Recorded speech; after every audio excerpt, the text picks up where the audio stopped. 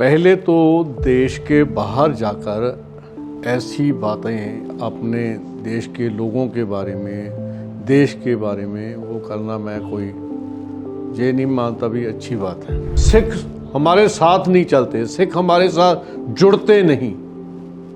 यार 10 काम आप सही करके एक ऐसा काम करते हो तो वो उनके मन को चोट देता है। ये दीवार पर लिखा है सब सनातनी है, ये दीवार पर लिखा है सब सनातनी है, सब मानते हैं, तो ऐसी बातें ना हो और देश एकजुट एकमुठ होकर चले। वो राहुल क्या, दुनिया की कोई भी माड़ी निगाह देश की ओर देख नहीं सकती।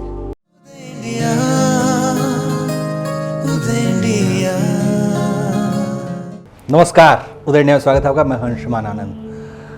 राहुल गांधी जहाँ भी जाते हैं आफत मोल ले लेते हैं। अब वो अमेरिका में हैं और उन्होंने एक बड़ा इन्फ्लेमेटरी ज्वलंत बयान दिया है कि भारत में सिखों को कृपाण की और पगड़ी की आज़ादी नहीं मिल रही है। अब बड़ा अजीबोगरीब बयान है। उनकी सिंपैथी थोड़ा सा पॉलिटिकल है, राजनीति से प्रभावित है। राहुल गांधी ने ये बयान क्यों दिया और गांधी परिवार का इतिहास क्या रहा है, क्या बिहेव रहा है उनका सिखों के साथ, इस पर विस्तार से चर्चा के लिए हमारे साथ स्टूडियो मौजूद हैं सुखविंदर सिंह ग्रेवाल जी का बहुत बहुत स्वागत है। धन्यवाद जी। हम दर्शकों को बता दें कि ग्रेवाल साहब भारतीय जनता पार्टी से जुड़े रहे हैं, बहुत वरिष्ठ नेता हैं और उन्होंने कई राज्यों का प्रभार संभाला है, चुनाव करवाए हैं और एक बहुत ही प्रसिद्ध समाज सेवी भी हैं।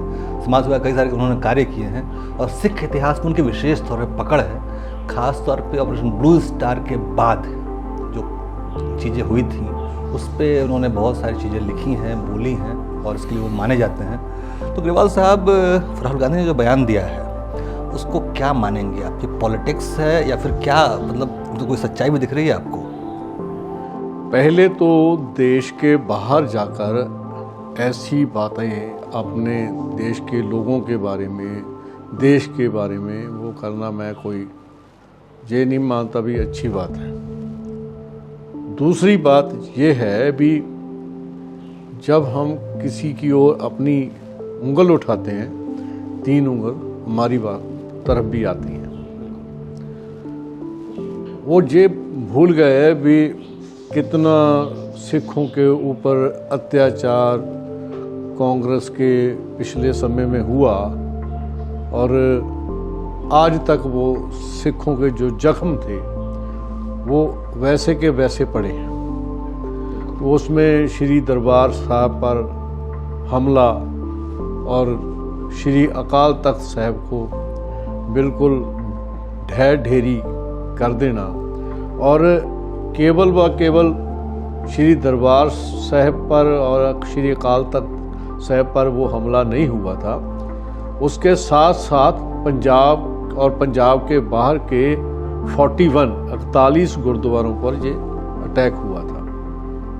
नो डाउट ये राहुल पिछले समय गुरुद्वारा साहब में भी गए, नमस्तक भी हुए, वहाँ बर्तन भी साफ़ किए, जूते भी साफ़ किए, लेकिन जो पहले तो गुरुद्वारे पर अटैक हुआ, फिर जब श्रीमती इंदिरा गांधी जो हमारी भारत की प्रधानमंत्री थी, उसका जब उसको कुछ लोगों ने मार दिया तो देश के सभी हिस्सों में कांग्रेस के लोगों ने गुंडागर्दी की और सिखों को मारा। और जो उस समय लोग अग्नि भेंट हुए, मारे गए, उनकी प्रॉपर्टीज़ की लूट हुई, बहुत सी लड़कियां गायब हो गई और विधवा जो लेडीज़ हैं, विधवा कॉलोनी है दिल्ली में, वो जीवन बसर कर रही हैं। वो सिर्फ वहाँ पर जूते साफ करके, माथा टेक करके, बर्तन मांज करके, लेकिन उनको पूछो जिनके परिवार के जिन्होंने सदस्य खोए। और ठीक है, राजनीति के कारण बड़े बड़ी बातें होती हैं, लेकिन मैं समझता हूँ ये बात देश में की जाए, अपने लोगों के साथ की जाए, यहाँ कमी दिखाई देती है। राहुल गांधी जी ये बयान तो दे देते हैं कि सिखों के साथ ऐसा व्यवहार हो रहा है, लेकिन उन्होंने कभी भी कमलनाथ पे उंगली नहीं उठाई, उन्होंने कभी भी उन लोगों पर उंगली नहीं उठाई जो 84 दंगों के जिम्मेदार थे, जिन्होंने मतलब उस वक्त जुल्म ढाए थे? ये तो जब वो यूएस में बोल रहे थे, वहाँ पर जो लोग थे उनको ये क्वेश्चन करना चाहिए था भी, आपको कमलनाथ को साथ ही लेके आना चाहिए था, और लोगों को जिन्होंने सिखों को मारा है उनको भी साथ अपने फ्लाइट में साथ में लेकर के सभा में लेके आए। यार हद हो गई है। ये है भी दूसरों की बात करनी और खुद इतना बड़ा हमने इस देश में उनका किया हुआ अत्याचार देखा है, तो ये समझ नहीं आता भी वो चाहते क्या है। और नो डाउट भी सारी चीज़ वो राजनीति नहीं होती, देश देश है और देश बड़ा है और हम उसमें जन्म लिया है, उस देश का खाकर बड़े हुए हैं। उन कम्युनिटीज़ की बात हम देश में ही करें। नहीं, राहुल गांधी जी बहुत डेस्परेट हो रहे हैं, बड़े बेचैन हो रहे हैं। हालांकि चुनाव हार चुके हैं वो, लेकिन वो सत्ता को अपने कब्जे में लेने के बाद परेशान हो रहे हैं। लेकिन वो भूल जाते हैं कि उनके ही पिता ने कहा था कि बड़ा पेड़ गिरता है ज़मीनें हिलती हैं, और ज़मीन हिलने पर हजारों जानें चली जाती हैं और उसमें मासूम लोग होते हैं। उनकी दादी ने ऑपरेशन मतलब दरबार साहिब जैसे पवित्र स्थान को टैंकों से रौंद दिया। ये बात कोई कैसे भूल सकता है? मैं ये जानना चाहता हूँ कि वर्तमान जो सिख राजनीति है वो राहुल गांधी को स्पेस कैसे दे रही है और क्यों दे रही है? कुछ कमियां जो लोग अपने हैं उनमें भी होंगी, नहीं किसी को स्पेस कैसे मिल सकती है? किसी की क्या जुर्रत है वो स्पेस हासिल करे? अपने लोगों को जब हम भूल जाएंगे, उनकी कुर्बानियाँ भूल जाएंगे, उनका संगठन और पार्टी में किया हुआ काम भूल जाएंगे और उनको जगह नहीं देंगे और बाहर से लोग आ करके वो आपको डिक्टेट करेंगे, तो फिर स्पेस तो दूसरे देख ही रहे होते हैं। दूसरी बात, काफ़ी सुधार करने की ज़रूरत है। पंजाबी जो हैं वो चाहे वो अनपढ़ भी हों, गांव में बैठे मीडिया से जुड़े हुए हैं, छोटी छोटी चीज़ें देखते हैं। हम राहुल की बात करते हैं, हम खुद की भी बात करें। क्या होता है, सिख हमारे साथ नहीं चलते, सिख हमारे साथ जुड़ते नहीं। यार 10 काम आप सही करके एक ऐसा काम करते हो तो वो उनके मन को चोट देता है। और ऐसे ही घुमा फिरा करके उनको ये दिखाना भी, छोटे दिखाना, वो भी कोई अच्छी बात नहीं। मैं सभी जात बरादरियों का इज्जत मान सत्कार करता हूँ। क्यों? हमारे गुरुजी ने संगत और पंगत, एक संगत में इकट्ठे होना, एक पंक्ति में बैठ करके लंगर छकना, ये हमारे गुरु साहब की देन है। और इवन जब हम सरोवर में स्नान करते हैं, उसमें कभी देखा है भी कौन कौन है? सब इकट्ठे स्नान करते हैं। कमियां कहाँ हैं? और मैं किसी को कोट नहीं करता, हमारे ही लोग, उसी सरनेम के लोग, वो कश्मीर में तो तिलक लगा करके वहाँ का साम्राज्य संभालते हैं, जो पंजाब में भेजते हैं उसी सरनेम के लोगों को, उनको पगड़ी पहना करके भेज दिया जाता है। क्या वो एक बोर्ड डलवा सकते हैं? जिनकी होर्डिंग्स पर फोटोआं लगती हैं वो एक लगा सकते हैं। दूसरा, हमारे माननीय प्रधानमंत्री श्री नरेंद्र मोदी जी ने पंजाब में शुरुआत की, और मैं उस समय युवा मोर्चा का पंजाब प्रांत का अध्यक्ष था, पूरा प्रवास मेरे साथ किया। छोड़ो सुखविंदर पाल सिंह गरेवाल की बात, वो उसके हाथों सेवा लिखी थी, उसने सेवा कर दी। लेकिन जिस बाबा नत्था सिंह गुरुद्वारा में, जब भाजपा को कोई गुरुद्वारा में सहन नहीं करता था, जहां बैठ के लेकर के आते रहे हम प्रधानमंत्री श्री नरेंद्र मोदी जी, उस गुरुद्वारे को भी नहीं याद किया। और जो हरजीत सिंह गरेवाल, जिसने किसानी आंदोलन में इतनी अपना उत्पीड़न सहन किया, और लोगों ने, और हम सब पंजाब में इतने 32-33 साल से काम कर रहे हैं, हमारे सर पर ऊपर बैठाकर कांग्रेस ही बैठा दिए जाएं, तो स्पेस तो हम खुद दे रहे हैं। हमारे को बोल रहे हैं पंजाब को क्या तकलीफ है? मैंने कहा जी बहुत तकलीफ है। क्या तकलीफ है? मैंने कहा जी जेपी नड्डा जी की जगह आप कांग्रेस के अध्यक्ष खड़गे को बिठा सकते हैं सीट पर, क्यों बिठाएंगे? मैंने कहा जी फिर हमारे जाखड़ साहब को आपने भेजा है, पंजाब को क्या ऐसे ही समझ रखा है? इसलिए पंजाब को खिलौना समझ रखा है, चाहे दाएं वाले हों चाहे बाएं वाले हों। और शर्म आती है 32-33 साल लोगों ने काम किया हो और उनको पैरों के नीचे रोन दिया जाए और बात फिर कभी राहुल की जाए, कभी कड़े की जाए, कभी पगड़ी की जाए। हम क्या करते हैं हमें भी देखना होगा। लेकिन ठीक है, पंजाबियों का दिल बड़ा है, हम संगठन से जुड़े हुए लोग हैं, हम इज्जत से काम कोई ले, प्यार से ले, डबल करने को तैयार हैं। लेकिन ऐसा जब होता है, चाहे वो राहुल कर रहा हो चाहे अपने कर रहे हो, लेकिन अपनों की चोट ज़्यादा दर्द देती है। ग्रेवाल साहब की बात पर मुझे एक शेर याद आता है कि दुश्वारियाँ बहुत हैं ज़माने में, यूं ही कोई बेवफा नहीं होता। उन्होंने जो बातें कही हैं, राहुल गांधी तो स्पेस का फ़ायदा उठा रहे हैं, लेकिन जो तथाकथित अपने लोग हैं उन्होंने भी नज़रअंदाज करने में कसर छोड़ी नहीं। और यही वजह है कि आम आदमी पार्टी और कांग्रेस को पंजाब में पैर फैलाने का मौका मिल रहा है। मैं उनकी बात बहुत अच्छी तरह समझ रहा हूँ, लेकिन इसका समाधान क्या है? आखिर सिखों से ज़्यादा राष्ट्रवादी दुनिया में कोई हो नहीं सकता है, और दुनिया के तरफ राष्ट्रवादी आंदोलन से सिखों की दूरी होती जा रही है। ये एक चिंता का विषय है, इस पे आपसे बेहतर कोई प्रकाश नहीं हो सकता। उसमें बात हमने पंजाब की करनी है, सलाह हमने जो दिल्ली में सरदार बैठे हैं, जो व्यापारी हैं, सलाह उनसे लेनी है। बात जमीन की करनी है और सलाह दिल्ली में लेनी है, आसमान से लेनी है। और जब किसी का जो हक बनता है वो दिया जाए। कोई भी, हर एक आदमी ने अपनी भगवान को जान देनी है और लोगों के साथ संवाद बहुत जरूरी है।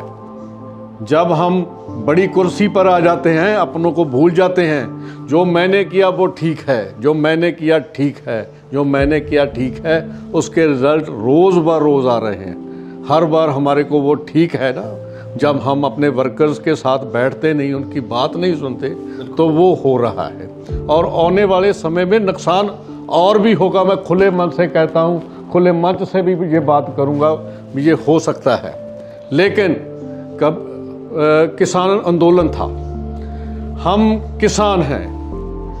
सुखविंदर पाल सिंह गरेवाल जट सिख किसान है। किसानी में और लोग भी हैं, चाहे वो जट सिख हों चाहे और जात बरादरी के लोग हों। अगर उनको कोई दिक्कत है तो उनसे बात करो। हमारे को पता नहीं था। मैं 32 साल से पार्टी में हूँ, किसान मोर्चा संभाल रहा हूँ। हमारे को कानूनों के बारे में नहीं बताया गया, कानून लागू। मैंने कहा यार, कानून आपने बनाए, आपने लागू किए, आपने वापस ले लिए, लेकिन हम तो सारे लोग आपके साथ जुड़े रहे। और आपने संगठन और सरकार में हमारे जट सिखों की इसलिए अपेक्षा की, हमारे को उनके साथ जोड़ करके हमारे को टारगेट किया गया। आज तक किसी को जगह नहीं मिली। फिर दूसरे तो स्पेस लेंगे ही। बाहर से कांग्रेस ही ला करके एक आ गया, और अकेले आए हैं। ईडी से, इनकम टैक्स से, सीबीआई से डरते हुए अपना धन, अपने कुकर्म, अपने पाप छुपाने के लिए आए हैं। और पंजाब के लोग इज्जत चाहते हैं। ये क्या है? जो बॉर्डर पर लड़का बैठा है, वो किसान का बेटा बॉर्डर पर बैठा है, वो तो है जी देशभक्त। उसका बाप किसानी मोर्चे में बैठा है, वो गद्दार हो गया, वो खालिस्तानी हो गया। एक तो हमारे को अपनी जबान संभालनी होगी।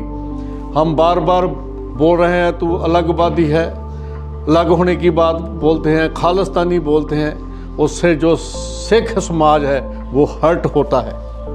99% लोगों को लगने लग जाता है यार भी ये हमारे को बोल रहे हैं। मतलब ये है भी प्रेम से तो हमारे को चाहे कुएं में फेंक दो, समुंदर में धकेल दो, लेकिन वो लोग हैं जिनकी बदौलत पाकिस्तान की जो पहली लड़ाइयाँ थी वो पंजाब के सर के ऊपर आपने जीती हैं। और आखिरी मोर्चे पर तक पंजाबी अपना जो खाना था, रसद और अम्युनिशन फौज को देके आते रहे हैं।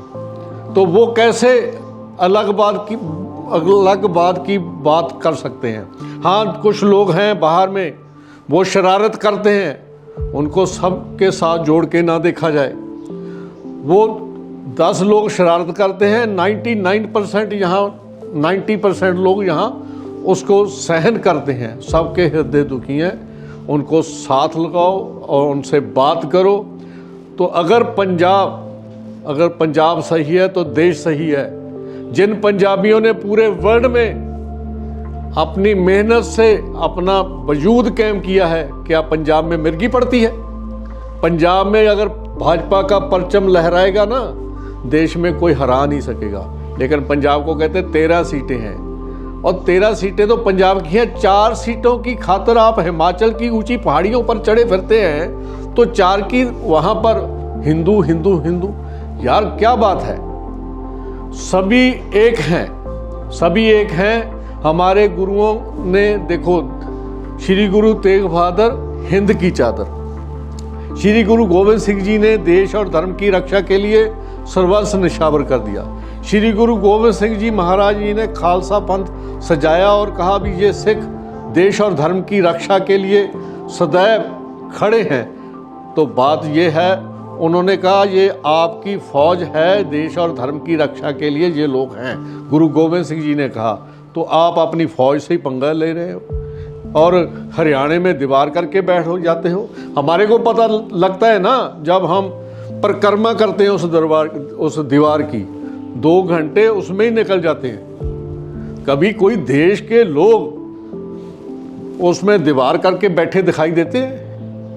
तो ये नुकसान पंजाब में हुआ है, ये नुकसान आने वाले समय हरियाणा में हो रहा है और आने वाले समय में ये बॉम्बे में और जो महाराष्ट्र में इलेक्शन जहाँ और आ रही हैं, ये दीवार पर लिखा है। कोई मजबूत नहीं, कोई चाणक्य नहीं। चाणक्य वो भगवान है जिसके सर पर हाथ रख देता है, वो चाणक्य हो जाता है। और हमारे को अहम छोड़ दे, बहुत नुकसान हो गया। मेरे को कोई ऑफिसर बोल रहा था अभी, गरेवाल जी नुकसान बहुत हुआ है। देखो, श्री रामचंद्र महाराज जी, श्री राम जी महाराज, 200 सीट तो उनकी नाम से आई हैं, हमारी तो 40 थी।